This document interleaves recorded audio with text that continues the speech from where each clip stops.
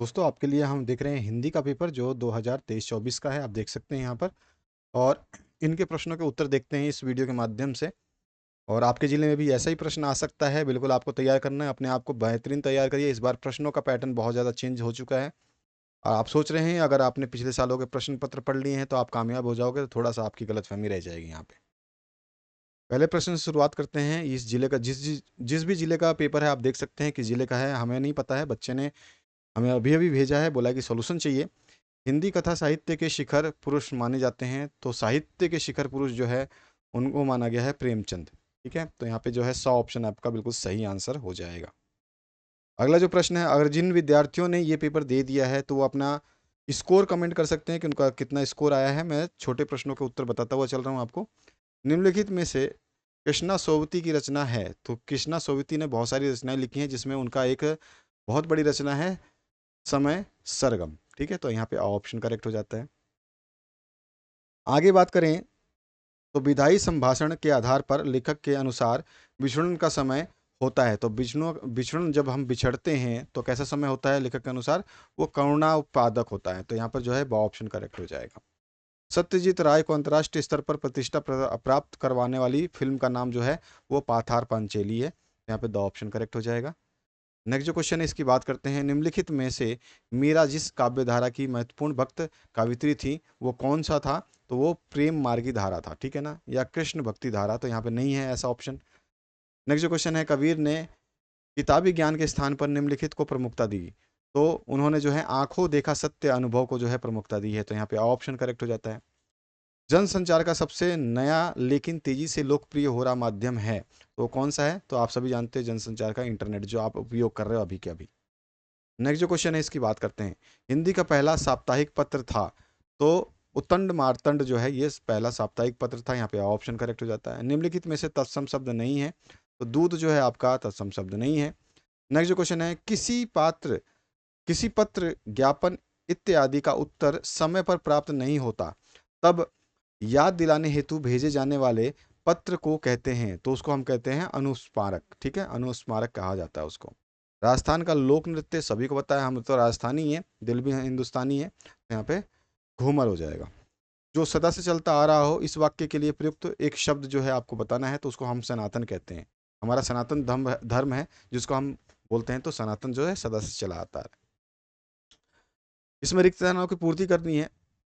जिस शब्द में लिंग वचन कारक आदि के कारण रूप परिवर्तन नहीं होता है वे खालिस्तान शब्द कहलाते हैं, तो उनको हम बोलते हैं इस प्रकार के शब्द अवयव शब्द। ठीक है, तो यहाँ पे आंसर आ जाता अवयव, अव्यय। ठीक है, इसके बाद जो नेक्स्ट क्वेश्चन है इसमें पूछा गया है किसी शब्द के समान अर्थ की प्रतीति कराने वाले खालिस्तान शब्द कहलाते हैं, उसको हम बोलते हैं आपका जो है पर्यायवाची शब्द है ना।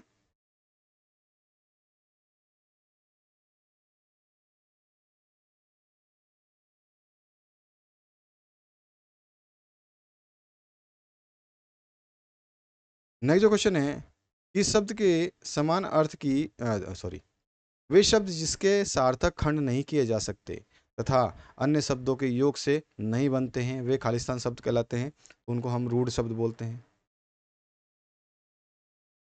नेक्स्ट जो क्वेश्चन है इसमें क्या पूछा गया आपसे, जिस वाक्य में एक उद्देश्य और एक विधेय हो वह खालिस्तान वाक्य कहलाता है, उसको हम सरल वाक्य बोलते हैं।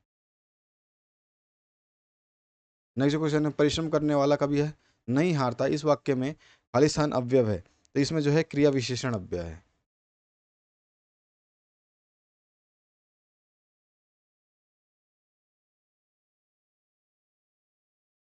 नेक्स्ट जो है, अव्यकारी शब्द मुख्यतः खालिस्तान प्रकार के होते हैं, तो चार प्रकार के, मुख्यतः चार प्रकार के होते हैं, मैक्सिमम 5 प्रकार के होते हैं। इसके बाद जो आपके क्वेश्चन है, इस संसार में धन ही सब कुछ नहीं है, इस तरह से आपको एक जो है पैराग्राफ दिया गया है। इस पैराग्राफ को पढ़ने के बाद में जो है आपको उपयुक्त गद्यांश का उचित शीर्षक लिखना है। ठीक है, तो यहाँ पे ये आपने गद्यांश पढ़ लिया, तो इसका उचित शीर्षक जो होगा सत्कर्म होगा। ठीक है,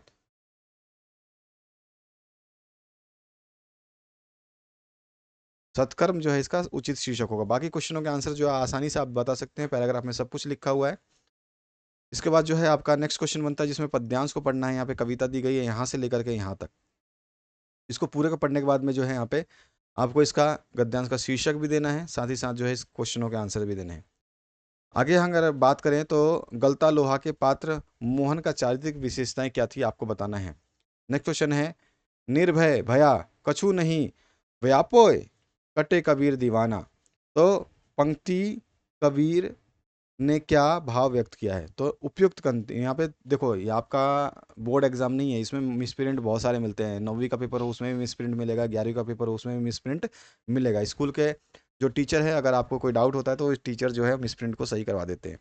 तो इस उपयुक्त पंक्ति में जो है कबीर ने क्या भाव स्पष्ट किया ये बताना है। इस तरह से समाचार और फीचर में जो है आपको अंतर बताना है। इस तरह क्वेश्चन करवाया हुआ है। लता की प्रो लोकप्रियता का मुख्य मर्म यह गानपन ही है। इस पंक्ति का क्या आशय लिखना है। कोई निर्माण संबंधी प्रक्रियाओं को अपने शब्द में लिखना है। इस तरह से आपके ये प्रश्न है। बाकी प्रश्नों के उत्तर तो आप आराम से चेक करेंगे अपने आप को, अगर आपने पढ़ा है तो। यहाँ देख लीजिए, ये प्रश्न है 10वां नंबर 11वां नंबर। इसको पढ़ के आपका समय बर्बाद नहीं करूंगा मैं, जल्द से जल्द क्वेश्चनों को आपको दिखा करके फटाफट फ्री करूंगा ताकि आप इन क्वेश्चनों को तैयार करें।